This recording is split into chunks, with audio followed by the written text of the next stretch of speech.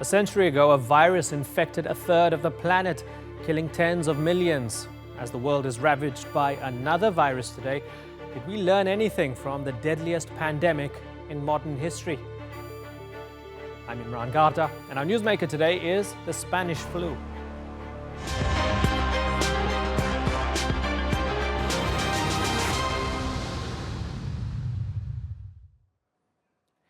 The coronavirus pandemic is unlike anything in living memory. Millions have been infected, thousands are dying each day. But global outbreaks of disease are nothing new. In 1918, as World War I was winding down, a new strain of flu spread across the world, killing between 20 and 100 million people. Now, most scientists say COVID-19 won't be anywhere near as deadly, but there are parallels. In a moment, we'll explore what they are by speaking to three people who've studied the 1918 pandemic. I'll ask them what we can learn from the Spanish flu, not just from a scientific standpoint, but also how the outbreak changed the world once it was all over. We begin our look at how the past might help us tackle the present with Haider Abbasi.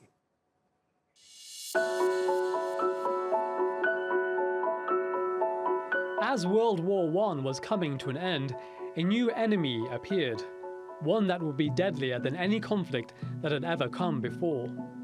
The influenza outbreak of 1918, misleadingly known as the Spanish flu, is the worst pandemic in modern history. 500 million people were infected, a third of the world's population. And if you got it, there was a 10% chance that you would die, regardless if you were young and healthy. The flu hit in 3 waves, and the second was far more devastating than the first. When the pandemic finally ended 2 years later, the disease had killed 50 million people, more than all the civilians and soldiers killed during the First World War. No one knew the origin of this new deadly strain of influenza, but many historians suggest it emerged from the trenches in Europe. It's believed soldiers spread the disease as they traveled around the world.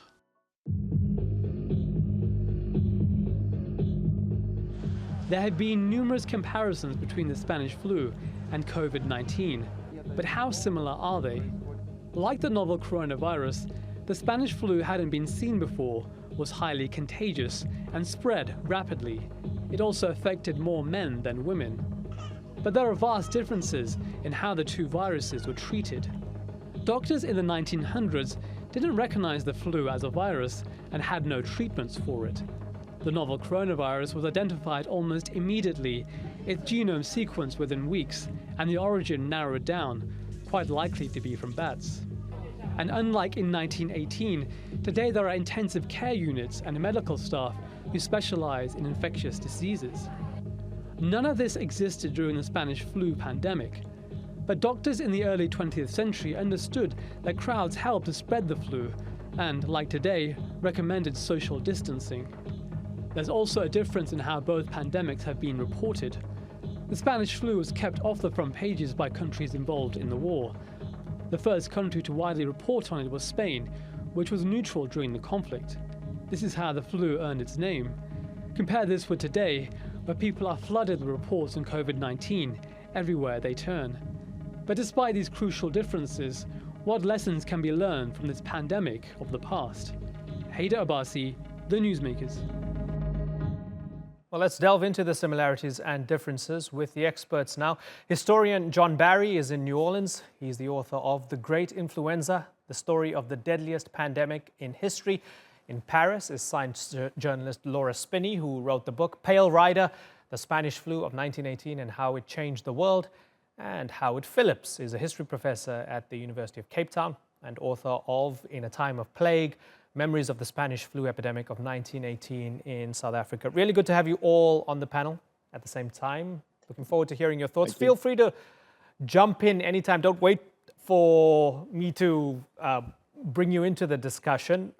Looking forward to hearing all your perspectives. I'll jump in. Okay, so John Barry, let's start with you. What do you think we can learn? What's the most important thing we need to learn from that deadly Spanish flu from 1918 and 1919 now as we try and tackle corona?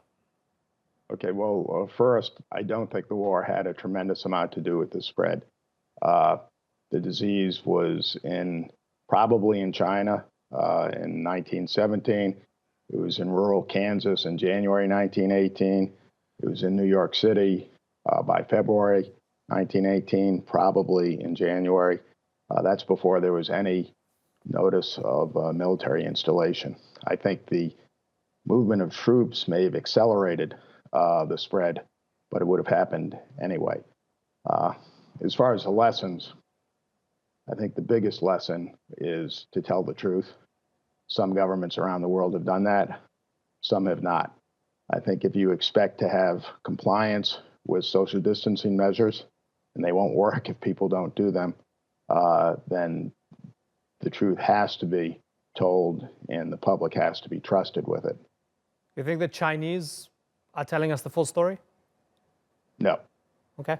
Okay, I don't want to go down that rabbit hole here because, I mean, I think I'll just leave that out there. But that's an interesting question mark that a lot of people are hanging over the data that's coming from the epicenter of the pandemic. Laura Spinney, biggest lesson from Spanish flu. I mean, a lot of this is kind of trivia and almost pop culture. Some people maybe are overreacting when they're looking at it. Where should we position ourselves when we try and compare and contrast our relationship with COVID-19 and our relationship to the past? I mean, I think the biggest lesson we can take from 1918, and we did take it from 1918, is that you need to have a global response to a global catastrophe. You need to coordinate your response globally. And unfortunately, we seem to have unlearned that lesson a little bit lately because our world has moved to a more polarized position. Lots of countries have become more isolationist. And the World Health Organization, which is trying to coordinate that global response, is not getting the support it deserves. Howard, are we ignoring the lessons of history? I think there's a gap often between what we say our policies are and what actually happens on the ground. I think many countries are saying these are the ideal policies, this is what we should be following. But in reality, on the ground, often these are often quite leaky and not implemented. So we need what is said and what is done. A gap between what is said and what is done. John, in your book, you talk about the differences between different cities within the United States and how they responded to Spanish flu. So, for example, Philadelphia, really bad. They had a huge parade or some sort of festival, 200,000 people plus. They were infected very badly and there was a major spike compared to other cities which had implemented social distancing early and they didn't experience that sort of spike. I'm most interested in cities such as, I think it was St. Louis. They initially were okay, but then they took their foot off the pedal a little bit. They got a little complacent and they reopened things. They opened up a bit. Tell our viewers what happened. Well, the disease returned, as you just said, and perhaps even San Francisco would be an even better example. There was even a bomb sent to the public health department in San Francisco. There was this movement, an anti-masking organization that was pushing to reopen. They did reopen, and the second spike in San Francisco was even worse than the first outbreak. They had to close down again. There was protests against that. Similar things happened in St. Louis, as you mentioned. The real problem politically was to be effective, you have to institute these closing orders before the virus is widely disseminated and before it's obvious to people that you need to act, because not very many people have died. If you wait, as Philadelphia did, until after the disease is already seeded throughout the community, your social distancing will not have the impact. By then you may have political support, but it's too late and too many people are dying who would otherwise have lived. Laura, there's a lot of pressure from politicians, from those who wield economic power to reopen things, to open up societies again. Do they do that at their peril? I mean, I think you're seeing today the pain that the lockdown inflicts on people. We are really anxious about the cost that's going to be paid by certain sectors of the population and not necessarily the sectors of the population that are the most vulnerable to the disease. Some of the early studies I've seen coming out suggest that it's going to be the people at the bottom of the socioeconomic ladder and women who are going to pay the price for these non-pharmaceutical interventions. So it's always a balancing act. We're going to have to come out of lockdown soon because the economy is suffering too much. But we know that in most parts of the world, the virus has not been eradicated. Therefore, there will be future flare-ups. Therefore, our strategy going forward beyond lockdown has to be rigorous testing and rigorous containment of those flare-ups before they become bigger. Howard, are people psychologically prepared for a second wave, a third wave, a fourth wave? They were not prepared for the first wave. I think that really, out of much experience of epidemics, which was very much part and parcel of the human experience for most of our history, from the mid-20th century onwards, epidemics seem to have moved into the background. It's not what we experience, it's what they experienced then. So I think it's a very shocking experience for people in 2020 to be in the midst of this kind of epidemic. HIV/AIDS is a different situation. Laura, how much better prepared are we as humanity in terms of our medical knowledge and capabilities than we were in 1918? I mean, we decoded the genome of COVID-19 very quickly. Are we in a much stronger, better place than our grandparents and great-grandparents were when it came to Spanish flu? In many ways, yes. In one important way, we have a test. We have a reliable diagnostic test for COVID-19, which they did not have in 1918. And that's going to be absolutely vital going forward because it means we can see where it is, we can detect it, and in theory, at least, we can contain it if we put the right resources in and have the right frame of mind. On the other hand, until we have a vaccine, and the experts say it won't be ready for 12 to 18 months at the earliest, we have no way at the moment of stopping people from getting sick. We don't even have any really effective symptomatic treatments, though scientists are working flat out to develop them or to repurpose other drugs to treat COVID. So that means that the only real weapons we have against COVID are the same ones we've always had against infectious diseases and epidemics, which are social distancing measures. John, there was no flu vaccine back then. As far as I know, I think the flu vaccine was only formulated in the 1930s and used properly in the 1940s or so. So with that in mind, given that we're so much better prepared nowadays, is it a disappointment that we're not tackling this better? Well, the scientific community is doing extraordinarily good work. There's cooperation where there used to be competition, shared information. The political institutions are not handling it very well in many countries. I don't know about most countries. Obviously, in the United States, I don't think it's being very well handled. I can name other countries where it's not well handled. But there are some standouts in terms of politics. So it's a yes and no answer to your question. Howard, are we seeing differences? Let's give the example of, say, South Africa, where you are. Compare South Africa to elsewhere, some of the other countries that we're looking at, whether it's the United States or the United Kingdom. As a historian, putting it into historical perspective, is South Africa doing well? It's relatively early days in South Africa compared to Europe and obviously China. So at the moment, once again, they're saying all the right words. They are spelling out the right actions to be taken. But on the ground, there's often a considerable gap, rather along the lines I said a few moments ago, between what the policy is stated to be and what the policy actually happens to be executed on the ground. And that's the great fear, because the policy is social distance and quarantine, but in many parts of South Africa, particularly in informal settlements, of which there are very many, as you well know, social distance is really a very, very impractical mode of behavior over a very long stretch. And so South Africa is very much in this balancing act of what I hear being called between life and livelihood. How do we balance the one against the other?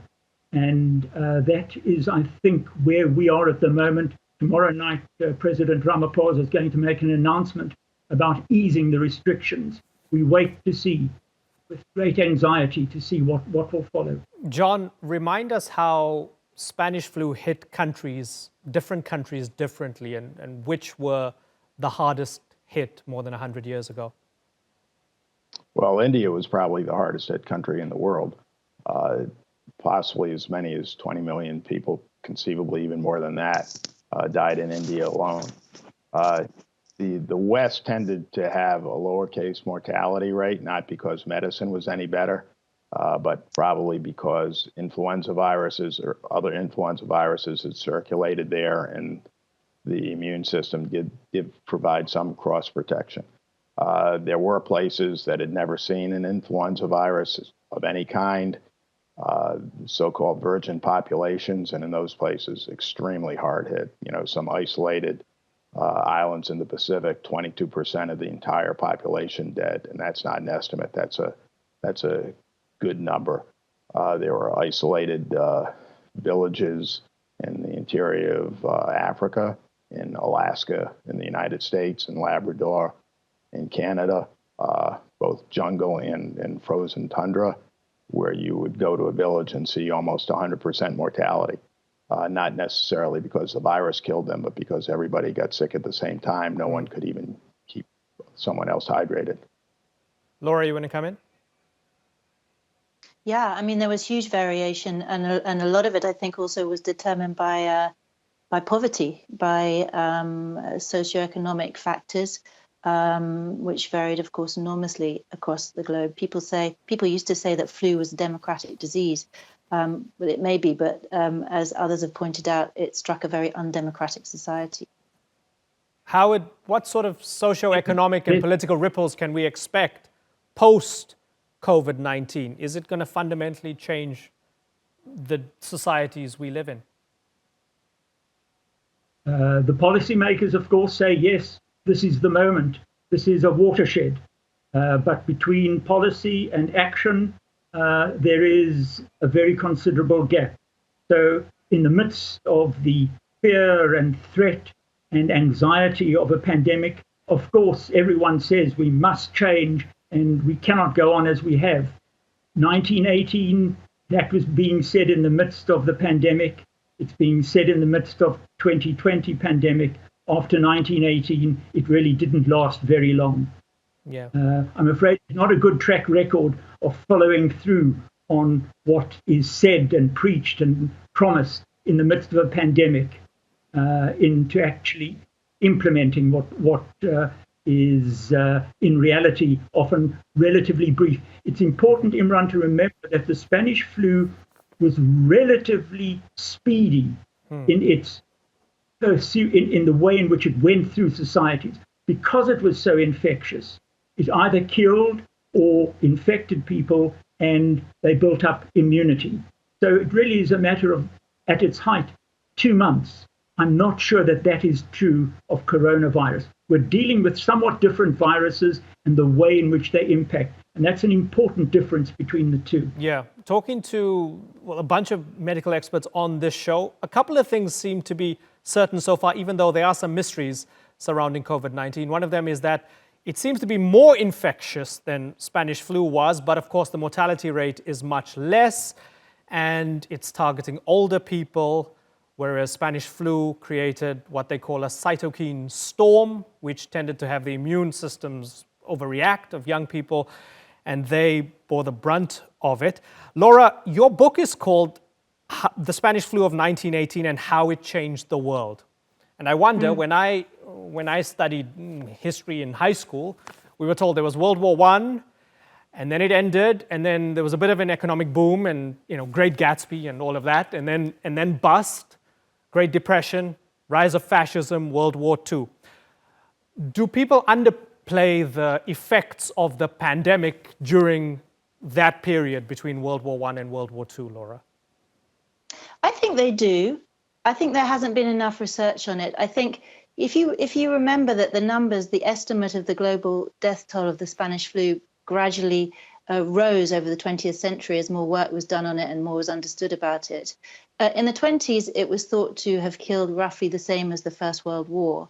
And now we know that it killed many more. I think that if we had known that at the time, there might have been more research into it, rather than thinking of it as a footnote to the First World War, because many of the things that did change afterwards are now put down exclusively to the First World War. And I think that in some cases that's not reasonable. John, did it impact our world more than we think it did? Well, for one thing, Woodrow Wilson got influenza during the Paris Peace Conference.